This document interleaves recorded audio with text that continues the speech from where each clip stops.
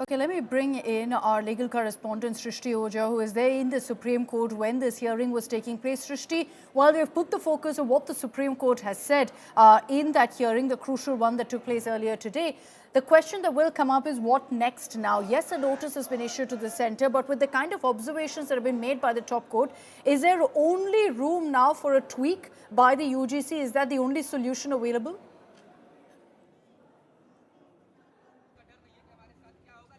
Well, Akshata, we have seen this entire controversy around the new UGC regulations firstly snowball from criticism to political fallout and then now to legal challenges. With the top court of the country, which was the same court which had earlier asked the UGC to come up with robust guidelines to deal with discrimination in these higher educational institutions, the same top court has now decided to stay the new guidelines that the UGC has come up with.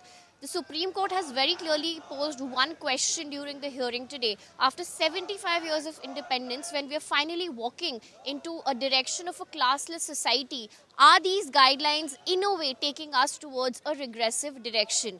The intent of the Supreme Court is very clear that we need to move forward towards a classless society. Yeah. Unity of India needs to be visible in its educational institutions. You can't have schools and institutions function in a segregated manner or even function as in isolation from the rest of the world. So the top court has made its intention very clear, has also asked Centre and the UGC for its response to the arguments and also the remarks that have come in from the top court, also advising but this that is the Centre challenge, and I'll bring in must Aishwarya Paliwal on this, on really how the centre is going to tackle this issue, because Aishwarya, this is in a sense a catch-22 situation. You know, damned if you do, damned if you don't for really the government, because either way they have a lot at stake here. So how really is the government going to react to this? What are your sources telling you?